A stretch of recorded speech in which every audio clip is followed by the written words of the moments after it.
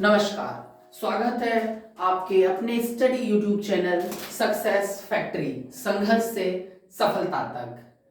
आज की वीडियो में हम सिंधु घाटी सभ्यता के महत्वपूर्ण स्थल की जो सीरीज है उसे आगे बढ़ा रहे हैं। इससे पहले इस चैनल पर सिंधु सभ्यता की 2 वीडियोस डालकर तीसरी वीडियोस भी अपलोड कर दी गई है और आज ये सिंधु सभ्यता का पार्ट 4 है। आज की वीडियो के बाद ये सिंधु सभ्यता पूरी हो चुकी होगी और सिंधु सभ्यता से किसी भी प्रतियोगी परीक्षा में आने वाले प्रश्न हमसे बन पाएंगे। आज की वीडियो में हम सिंधु सभ्यता के महत्वपूर्ण स्थलों का अध्ययन करेंगे। सिंधु सभ्यता के जो महत्वपूर्ण स्थल हैं, इससे पहले की वीडियो में मैंने आपको पाकिस्तान में पड़ने वाले 4 स्थल और हरियाणा में पड़ने वाले 2 स्थलों का अध्ययन करा दिया था। पाकिस्तान में पड़ने वाले 4 स्थलों में से और हरियाणा में 2 स्थल लाखीगढ़ी और बनवाली थे। उसी के आगे के क्रम में आज हम गुजरात राज्य में पड़ने वाले ये 4 स्थल और कालीबंगा राजस्थान और पंजाब में पड़ने वाले स्थल और साथ ही साथ यूपी में पड़ने वाले एक स्थल आलमगीरपुर का अध्ययन करेंगे।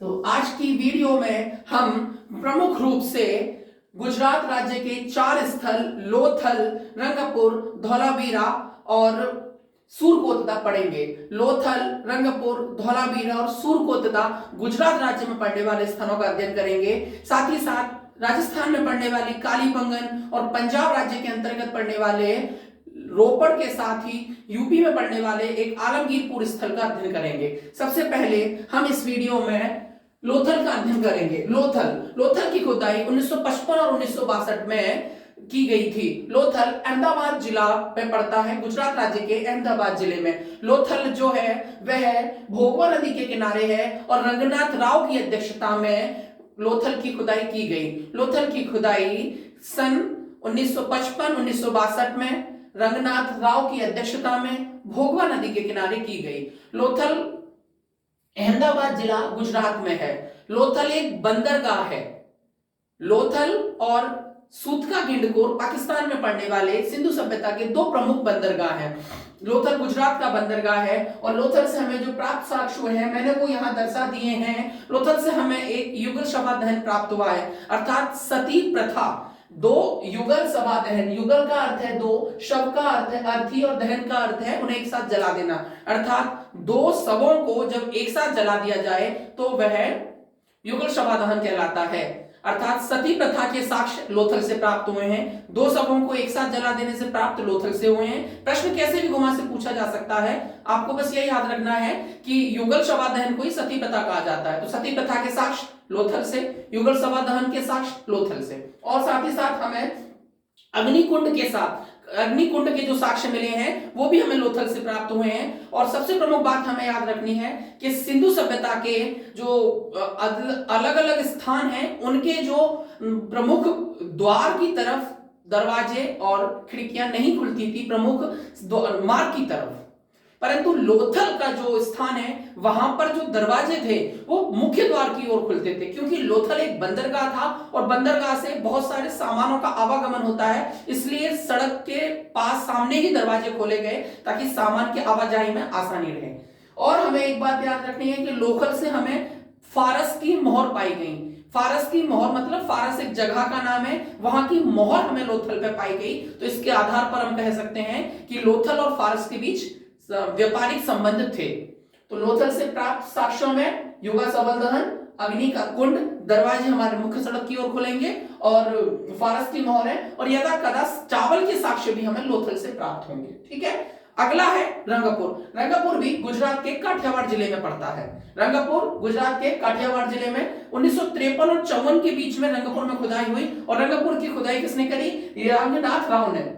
रंगपुर की खुदाई रंगनाथ राव ने कब? 1953 और 54। कहां? काठियावाड़ जिला गुजरात में। रंगपुर से महत्वपूर्ण जो साक्ष्य में प्राप्त हुए हैं उसमें है धान की भूसी और चावल, अर्थात धान को ही चावल कहा जाता है। तो चावल कहां से प्राप्त हुए? तो रंगपुर से प्राप्त हुए। धान की भूसी कहां से मिली है? तो रंगपुर से मिली है। रंगपुर भोगवा नदी के किनारे तो लोथल है, रंगपुर है मादर नदी के किनारे। रंगपुर किस नदी के किनारे है? मादर नदी के किनारे। तो रंगपुर की खुदाई 53-54 में कहां पे? काठियावाड़ जिला गुजरात। किसकी अध्यक्षता में? रंगनाथ राव की अध्यक्षता में, मादर नदी के किनारे। और लोथल से रंगपुर से प्राप्त जो साक्ष्य हैं वो कौन से हैं? एक तो चावल और धान की भूसी, दोनों की बात एक ही है, ठीक है। अगला हम पढ़ेंगे सूरकोतदा। सूरकोतदा भी हमें गुजरात राज्य में ही मिलेगा। और सूरकोतदा में जो मुस्त हमें मिले हैं वो घोड़े के अस्थि पंजर के साक्ष्य, मतलब घोड़े का कंकाल, घोड़े का स्कल्टन, घोड़े का कंकाल कहां से मिला है? तो सूरकोतदा से मिला है। सूरकोतदा के साथ ही साथ घोड़े के कंकाल के साक्ष्य हमें लोथल से भी प्राप्त हुए हैं और कालीबंगा से भी प्राप्त हुए हैं। तो जब प्रश्न में कालीबंगा लोथल दोनों एक साथ नहीं होंगे, या तो कालीबंगा होगा, मुख्य रूप से सूरकोतदा को घोड़े के अस्थि पंजर से जोड़ा जाएगा। तो सूरकोतदा से हमें क्या प्राप्त हुआ है? घोड़े के अस्थि पंजर, और दूसरी चीज कलश का शवादहन, मतलब शव को दहन करके कलश में भर दिया जाता था, तो कलश शवादहन भी यहाँ पे हमें प्राप्त हुए, जिसे हम आज की भाषा में अस्थियां बोलते हैं। अस्थियां विसर्जन करने के लिए जो कलश होता है वो हमें रंगपुर सूरकोतदा से प्राप्त हुआ है। अब लास्ट धौलावीरा, गुजरात में पढ़ने वाली जो इंपॉर्टेंट लास्ट है वो धौलावीरा है। धौलावीरा 1990 और 91 में किसकी अध्यक्षता में? रविंद्र सिंह बिष्ट की अध्यक्षता में। किसके? रविंद्र सिंह बिष्ट। और रविंद्र सिंह बिष्ट को ही कहीं कहीं RS बिष्ट भी कहा गया है। तो धौलावीरा कब? 1990-91 किसकी अध्यक्षता में? रविंद्र सिंह बिष्ट की अध्यक्षता में। और कहां है ये? कच्छ जिला में, गुजरात में। और धौलावीरा से इतना ही महत्वपूर्ण है। अब हम पढ़ेंगे राजस्थान में पड़ने वाली कालीबंगन। राजस्थान में एक हनुमानगढ़ जिले में कालीबंगन मिलती है और कालीबंगन की खुदाई भी 1953 में हुई है। कहां? हनुमानगढ़ जिला, राजस्थान, 1953। कालीबंगन का जो शाब्दिक अर्थ है वो हमें याद होना चाहिए, क्योंकि वो विभिन्न प्रतियोगी परीक्षाओं में बार बार पूछा जाता है। कालीबंगन का अर्थ होता है काली चूड़ियां। जैसे मोहनजोदड़ो का जो अर्थ था वो मृतकों का टीला था, वैसे ही कालीबंगन का जो अर्थ होगा वो काली चूड़ियां होगा। कालीबंगन की खुदाई 1953 में कहा?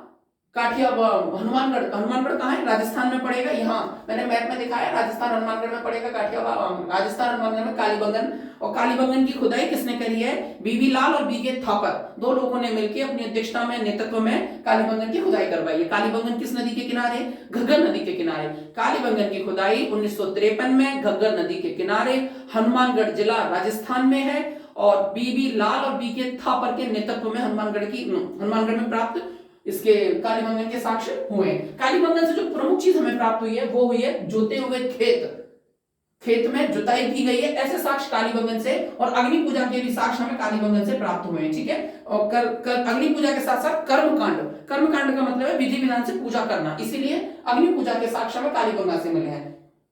कालीबंगा के बाद हम पंजाब में पढ़ने वाले रोपड़ के बारे में पढ़ेंगे।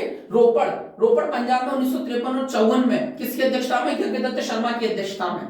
रोपड़ कहां है? पंजाब में है। रोपड़ पंजाब में है। कहां है? पंजाब में है। पंजाब के बाद किसकी अध्यक्षता में? यज्ञदत्त शर्मा की अध्यक्षता में। कब? 53 में, 1953 में। और वहां कौन सी नदी बहती है? सतलज नदी के किनारे हमें रोपड़ देखने को मिलेगा। रोपड़ से प्रमुख साक्ष्य जो हमें मिला है वो मानव और कुत्ते के शव को एक साथ दफनाया गया है। मानव और कुत्ते के शव को एक साथ दफनाने की जो साक्ष्य है वो हमें रोपड़ से प्राप्त हुए हैं।